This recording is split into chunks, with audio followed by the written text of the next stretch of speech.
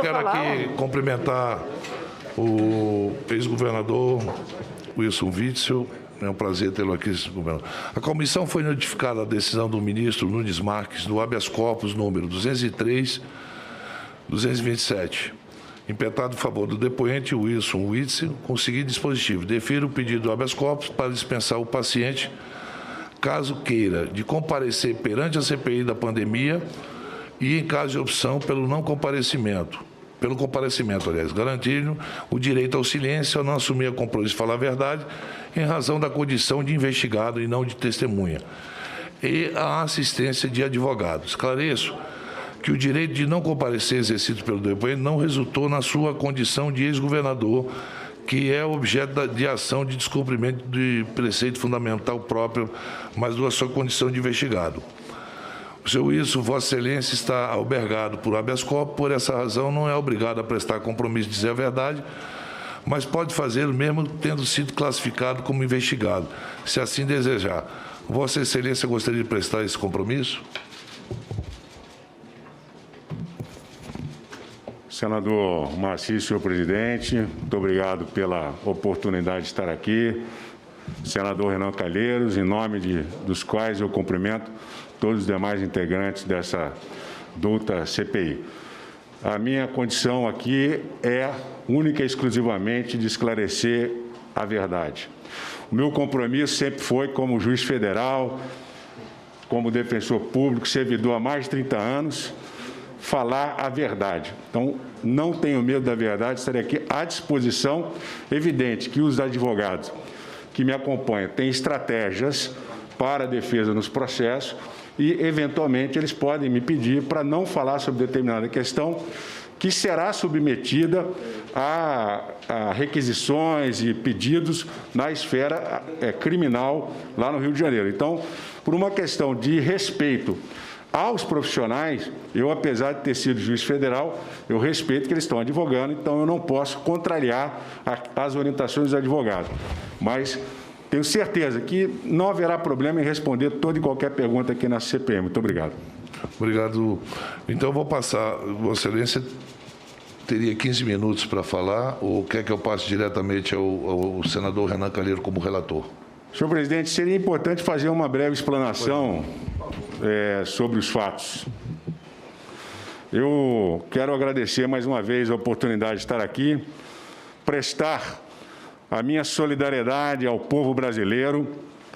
O senador Renan está ali com a quantidade de vítimas dessa pandemia, uma triste realidade que o nosso país enfrenta, que certamente poderia ter sido reduzida caso nós tivéssemos uma melhor organização, melhor entendimento, melhor diálogo entre o governo federal e os governadores dos estados. Então, inicialmente, quero deixar aqui a minha solidariedade a todos os mais de 450 mil mortos, e certamente isso tem sido doloroso para todas as famílias, inclusive pessoas próximas a mim que já faleceram.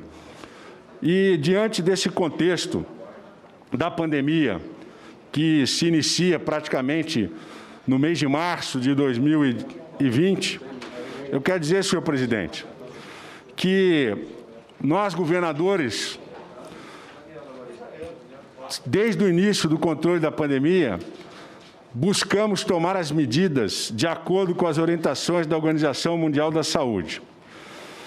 A partir do momento que os governadores e os prefeitos sentiram a necessidade de seguir orientações eminentemente técnicas dos órgãos de saúde internacionais e internos, nós, governadores, pedimos ao presidente da República diversas vezes, e se não consta ainda da CPI, é importante que todas as cartas que os governadores fizeram sejam encaminhadas a essa CPI e constem do relatório, porque fizemos várias reuniões suplicando ao presidente da República que nos atendesse, que nós pudéssemos conversar para poder encontrar soluções em conjunto. Soluções que outros países encontraram. Países como a Espanha, como a Itália, tiveram dificuldade para o controle da pandemia e que têm um sistema de saúde muito melhor do que o nosso. Países como a Inglaterra, países como a Alemanha. Mas, infelizmente, no caso do Brasil, a nossa situação foi absolutamente diversa disso. Os governadores, prefeitos de grandes capitais, prefeitos de pequenas cidades, ficaram totalmente desamparados do apoio do governo federal. Isso é uma realidade inequívoca que está documentada em várias cartas que nós encaminhamos ao presidente da República, e o Fórum de Governadores, que eu integrava como um dos organizadores, ao lado do governador João Dória, fizemos vários pedidos ao presidente para a reunião. Nas poucas reuniões, salvo engano, foram 2 reuniões que nós tivemos com o presidente, foram reuniões em que o que se percebeu foi a politização da pandemia. O governador Dória foi frontalmente atacado na reunião, de uma forma descortês. Eu fiz pedidos para que nós pudéssemos, ainda no início da pandemia, ter uma ação do governo federal conjunta. Porque outros países, e é preciso, senhores senadores, não olhar para uma cidade isoladamente, para um estado isoladamente, e os senhores vão entender isso, porque o contexto não é específico de uma região, é a questão nacional. Se o Brasil tivesse, através do governo federal, não sido negacionista, o presidente da República desse a determinação para que o Itamaraty negociasse com os governos chineses, alemães, até mesmo os Estados Unidos, para que nós pudéssemos trazer para cá os respiradores, os insumos, e agora nós estamos vendo a questão da vacina, os governadores, e aqui está se falando do consórcio do Nordeste, nós não teríamos ficado à mercê das alternâncias dos preços nos mercados internacionais. Então, não é simples, senhores senadores, senhoras senadoras, chegar aqui na CPI e falar o governo do estado do Amazonas, o consórcio Norte-Nordeste, o governo do Rio de Janeiro compraram respiradores superfaturados, porque é preciso fazer uma análise dos valores que eram praticados no mercado internacional e que nós, governadores, ficamos totalmente desaparelhados para poder comprar esses equipamentos. E aqui foi mencionada a Lei 13.979, no seu artigo 3º, inciso 7º, o governador poderia até requisitar, não precisa de licitação, não precisa de procedimento nenhum, ele podia simplesmente requisitar, mas requisitar onde? Como é que eu vou requisitar o governo da China? Receber respirador. Isso é uma negociação internacional e não foi feita. E eu quero que os senhores agora me deem uma atenção especial pelo que eu vou falar. O governo federal, para poder se livrar das consequências do que viria com a pandemia, criou uma narrativa. Foi uma narrativa pensada, estrategicamente pensada. Os governos estaduais ficariam em situação de fragilidade, porque não teriam condições de comprar os insumos e respiradores e, inclusive, atender os seus pacientes no Sistema Único de Saúde, que, embora seja um excelente sistema para um país como o nosso, tem dificuldades. Então, o que ficou claro é que a narrativa construída pelo governo federal foi para colocar os governadores numa situação de fragilidade, porque os governadores tomaram as medidas necessárias de isolamento social. Isso tem repercussões econômicas. E eu quero lembrar aos senhores e às senhoras senadoras que no dia 13 de março de 2020, eu fui o primeiro governador a decretar um isolamento social de forma contundente, a fim de que nós pudéssemos controlar a pandemia no Rio de Janeiro, que é um dos estados brasileiros que tem o maior índice de contaminação nas comunidades em razão das deficiências dos habitantes daquelas regiões. Nós temos o maior índice de tuberculose, que isso está registrado, e índice de tuberculose nas comunidades, senador Randolfo, que é maior do que em país da África. Então, a minha situação como governador do Estado do Rio de Janeiro era crítica. E nós não conseguíamos diálogo com o presidente não dialoga comigo. Como é que você tem um país em que o presidente da República não dialoga com o governador de Estado? E o presidente deixou os governadores à mercê da desgraça que viria.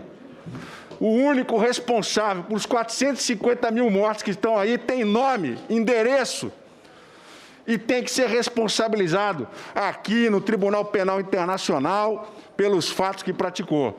E eu quero dizer, continuando nessa linha, a narrativa que foi criada foi a narrativa de que os governadores vão destruir os empregos, porque sabia o senhor presidente da República que o isolamento social traria consequências graves na economia.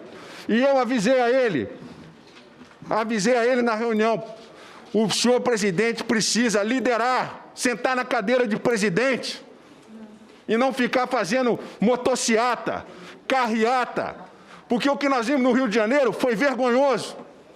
Carreata, senhor presidente Omar Aziz, carreatas me desafiando e fazendo com que a população ficasse contra o governador e os prefeitos, porque decretaram as medidas de isolamento.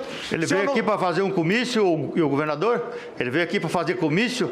Eu tenho prazo para falar, senhor senador. E eu estou fazendo a minha defesa.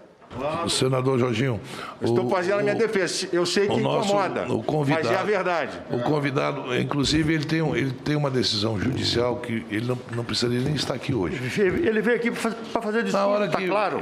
Na hora que Vossa Excelência, e Vossa Excelência é uma pessoa muito educada, e todos nós sabemos disso, vamos ouvi-lo e aí todo mundo poderá contestar e fazer as perguntas. Senhor senador, fico agradecido. Eu agradeço a oportunidade, mas eu não estou aqui para fazer comício. Eu estou aqui para falar a verdade.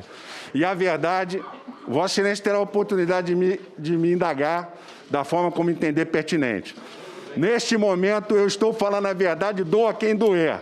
Eu fui cassado num mandato em que eu fui eleito com 4.600.000 votos num tribunal de exceção. O que aconteceu no Rio de Janeiro é uma vergonha para a história do Brasil. Um tribunal de exceção. Um tribunal que foi totalmente parcial. Se o senador olhar, o senador, como é o seu nome? Senador Jorginho, olha a ementa do Tribunal Especial Misto. Sabe o que está escrito na ementa? Que o governador Witzel supostamente praticou isso ou aquilo. Como é que um governador pode ser cassado no seu estado por uma ementa que diz que ele supostamente praticou isso ou aquilo, senhores? As provas periciais foram indeferidas. Isso é uma vergonha para o Brasil. Isso é uma vergonha internacional. Porque as pessoas lá fora sabem quem é o governador Witzel. E eu quero continuar nessa narrativa que foi estabelecida pelo governo federal para destruir e perseguir governadores e prefeitos. E eu disse, no dia que foi a primeira busca e apreensão, senador Omar, na minha residência, eu disse, eu sou o primeiro. Outros virão, e nós estamos assistindo que as investigações, e eu estou falando com quem tem a experiência de 25 anos de magistério no direito penal e no processo penal, eu estou falando com quem tem a experiência que foi juiz criminal durante mais de 10 anos e juiz federal por 17, defensor público. Eu estou falando com quem tem a experiência profunda de conduzir processo penal. O processo penal contra mim é uma vergonha. as investigações que foram realizadas, se analisadas a fundo e vão ser no momento oportuno, vai se verificar que são investigações que foram conduzidas para o linchamento moral e forçaram o Estado do Rio de Janeiro, os deputados, a fazerem o impeachment. Tudo isso para dar corpo, senador Humberto, à narrativa do governo federal. A narrativa do governo federal de que os governadores aproveitaram a pandemia para destruir emprego e para acabar com desviando recursos da saúde. Eu tenho certeza que, se nós investigarmos os recursos que foram destinados ao Estado do Rio de Janeiro, senador Renan, vai ser verificado que não houve desvio nenhum de recursos durante a pandemia. Se tivesse o governo federal adquirido os respiradores, se tivesse o governo federal liderado o combate à pandemia de forma séria, de forma contundente, eu tenho certeza que nós não teríamos chegado aonde nós chegamos. Infelizmente, eu não teria sido caçado no Rio de Janeiro e nós estaríamos numa situação muito diferente e o Brasil avançando. Então, eu não vou me estender demais, mas eu quero agradecer aos meus advogados que aqui estão, o doutor André Espanhol, o doutor Bruno Albernaz, Diego Carvalho, o Emílio Marques, o doutor Eric Trotti, porque estão trabalhando de graça. Não estão aqui por dinheiro, estão aqui como profissionais que defendem a democracia e que acreditam que o nosso trabalho foi um trabalho sério. E, sem mais delongas, mas é importante também mencionar que a narrativa do governo federal, ela vai mais além. Além de dizer que os governadores estavam destruindo empregos, que os governadores estavam destruindo a economia, e eles aproveitaram para fazer desvios de dinheiro público.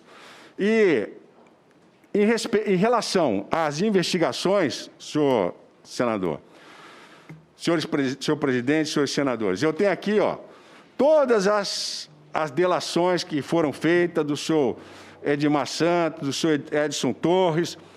A delação hoje é o pau de arara moderno. O sujeito é preso, aí ele vai e remonta uma história com fatos da imprensa para dizer como fez outros aí delatores. E nós estamos vendo aí agora, em relação ao que aconteceu com o presidente Lula, a anulação de um processo onde o juiz está sendo reconhecidamente, lamentavelmente, porque foi meu colega, como parcial. Isso é muito triste para a história da República, porque amanhã, senador Humberto, vai ser reconhecido da mesma forma, só que até lá, quem que paga o tempo que o governador Witzel foi cassado? O tempo que o presidente Lula perdeu preso, quando não poderia estar preso naquelas circunstâncias. E eu quero aqui dizer claramente que existe uma cautelar criminal 35. Essa cautelar 35, ela investigou várias OS no Rio de Janeiro. Várias OS. Só que, incrivelmente, a investigação das OS parou. Simplesmente, senador Humberto Costa, está aqui, a medida cautelar 35, ela tem uma relação de OS, que eu vou encaminhar aqui o nome dessas OS, que esta CPI pode e deve fazer a quebra de sigilo dessas OS, porque ali nós vamos encontrar para onde está indo o dinheiro. O senhor pode declinar, as empresas para essa CPI? Posso declinar o nome das empresas agora. Essas OS constam da medida cautelar 35. E, incrivelmente, após a minha cassação, e eu quero deixar claro aqui, que eu fiz uma auditoria em todas as OS em 2019, um ano de auditoria, e o meu objetivo era intervir nas OS e tomar as providências para moralizar as OS no Rio de Janeiro. Porque a maior máfia do Rio de Janeiro é da saúde. E eu entrei com o objetivo de coibir os desvios na saúde e regularizar a situação das OS, com OS sérias ou então com a Fundação Estadual de Saúde. E essas OS, senador Randolfo, eu estou te dar o nome aqui, eu vou te dizer um fato curioso. O meu impeachment foi pautado em duas questões. A primeira, de que eu dei uma decisão favorecendo uma OS chamada OS Unir.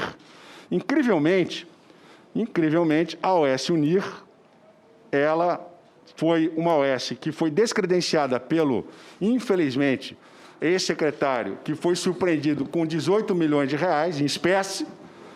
E, infelizmente, eu não poderia saber, porque o doutor Edmar não tinha sinais exteriores de riqueza e somente depois que a investigação veio à tona, ele acabou sendo surpreendido.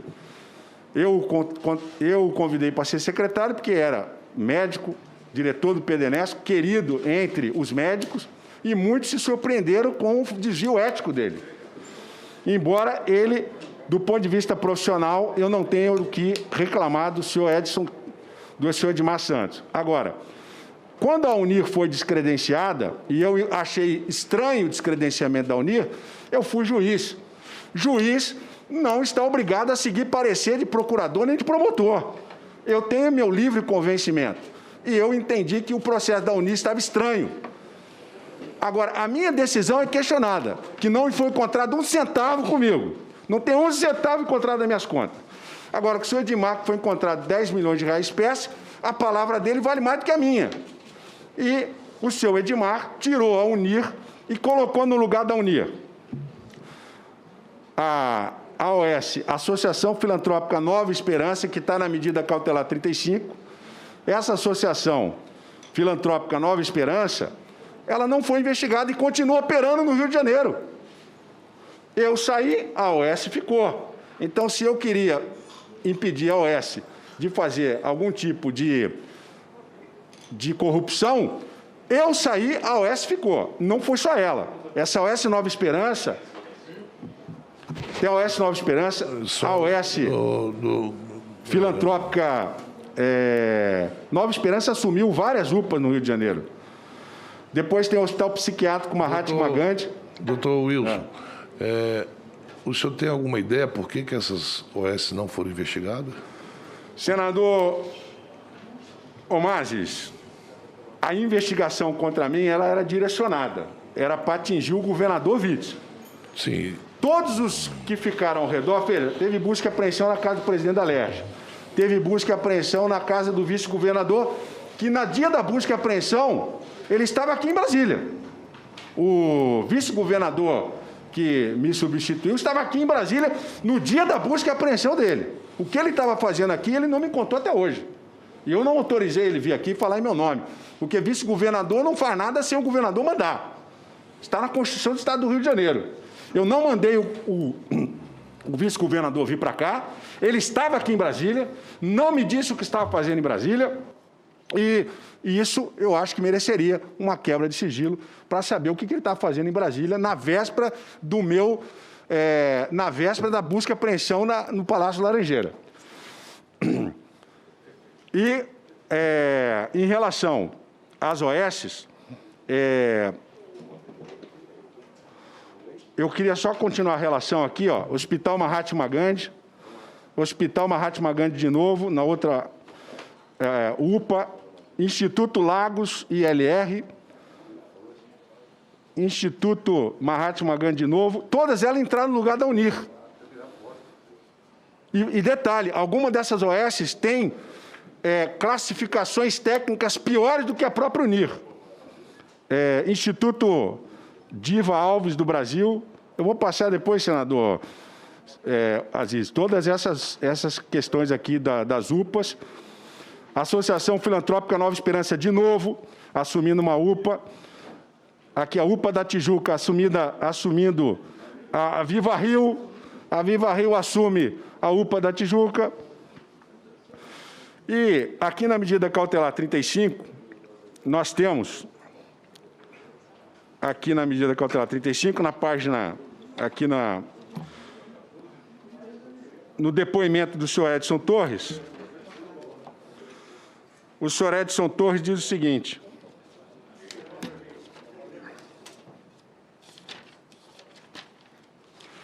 aqui no depoimento do senhor Edson Torres prestado ao Ministério Público, O Edson Torres é um criminoso, quanto mais, no Rio de Janeiro, um criminoso que está solto. Senador Renan, o Edson Torres, ele é um réu confesso. Ele vem praticando crimes na área da saúde do Rio de Janeiro há muito tempo.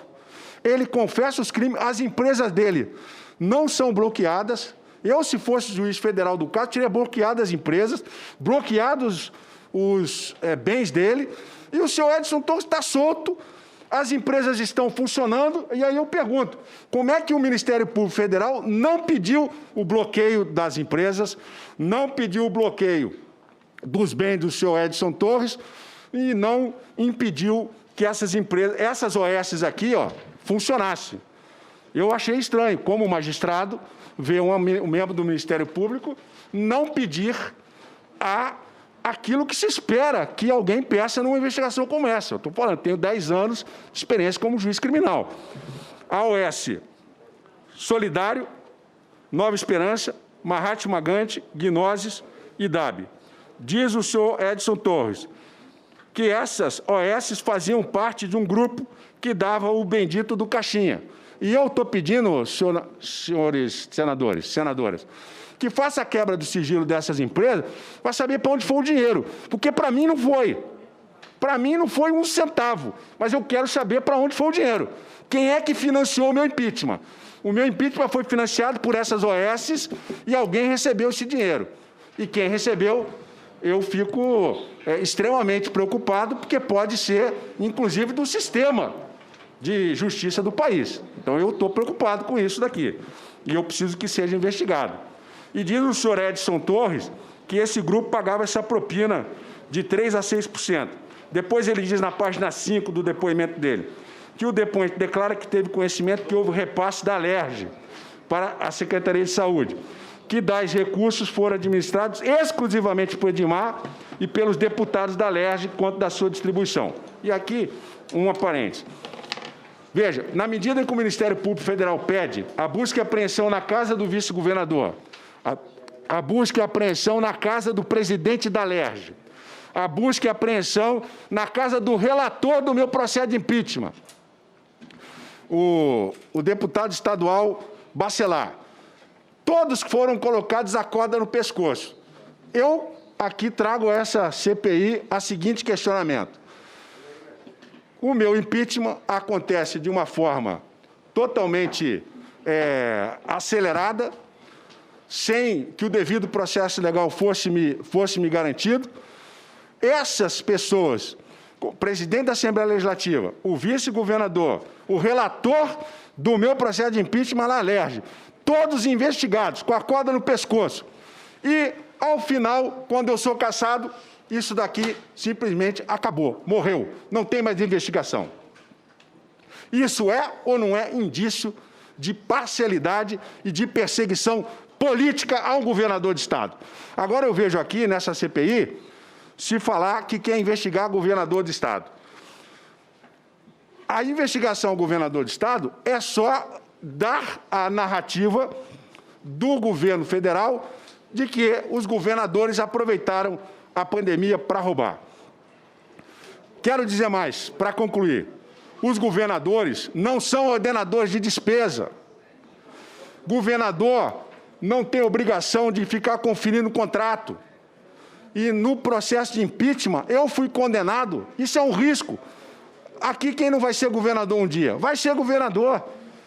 Eu quero saber o seguinte, se quem for governador vai conferir o contrato, vai conferir o pagamento que foi feito a A, B, ou C ou D, e no processo de impeachment eu fui condenado, doutor Bruno, por omissão de ter fiscalizado a obra do hospital de campanha.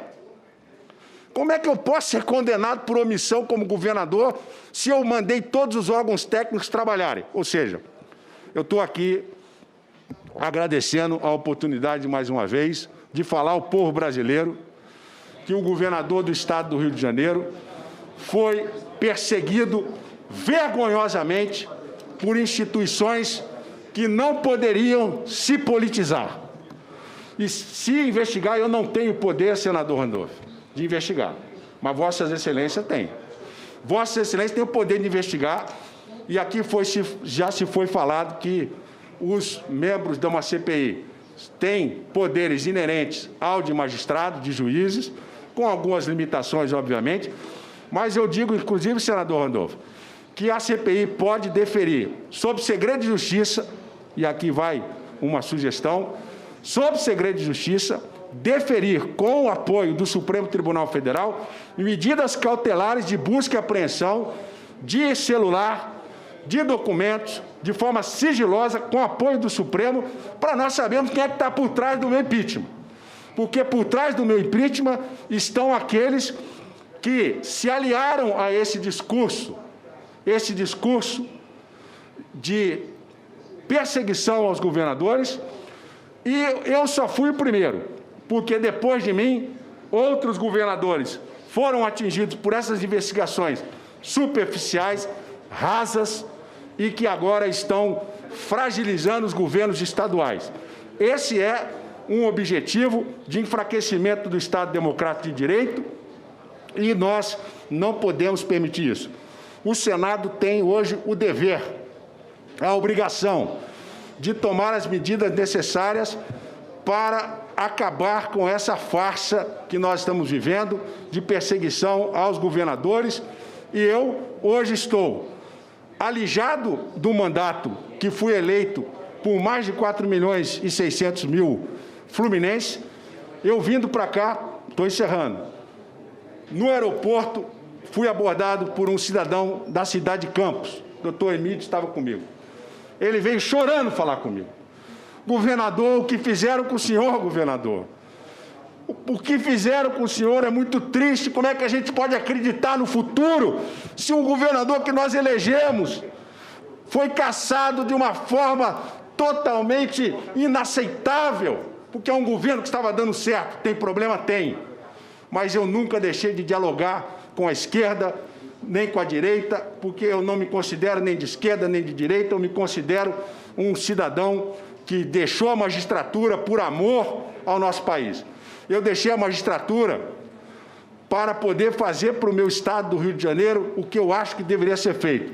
E não pude avançar mais, porque a corrupção é grande e não vão querer que alguém que foi juiz federal, que não tem compromisso com corrupção, continuasse governando o estado do Rio de Janeiro para poder, enfim, dar um futuro diferente. Eu saí, as OS, senador Umbiano, estão lá, as OS estão lá no estado, operando livre e abundantemente com seus operadores. Seu Edson Torres está solto, está operando livremente, e eu estou aqui, infelizmente, impedido de governar o meu estado. O que eu espero que em breve o Supremo Tribunal Federal reconheça a parcialidade do julgamento, o tribunal de exceção ao que eu fui submetido, e eu possa retornar ao governo do estado para poder terminar o meu mandato e prosseguir na vida política, que eu quero fazer parte desse país, porque o nosso país precisa de rumo e hoje ele está completamente sem rumo. E finalizo. Tudo isso começou porque eu mandei investigar sem parcialidade o caso Marielle. Quando foram presos os dois executores da Marielle, o meu calvário e a perseguição contra mim foi inexorável. Ver um presidente da República ir numa live lá em Dubai, acordar na madrugada para me atacar, para dizer que eu estava manipulando a polícia do meu estado. Ou seja, quantos crimes de responsabilidade esse homem vai ter que cometer até que alguém pare ele? E se nós não pararmos, essa república chavista, ao contrário, vai avançar cada vez mais, e o nosso país é quem mais vai sofrer com o que nós estamos vivenciando hoje.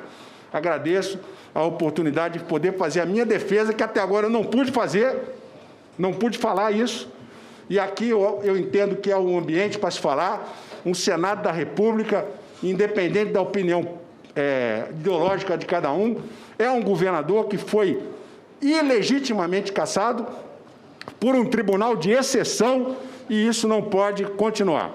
Eu espero que a ordem democrática seja restabelecida e que eu possa retornar, quem sabe, o mandante do caso Marielle vai ser descoberto. Muito obrigado, senhores senadores. Senhora senadora.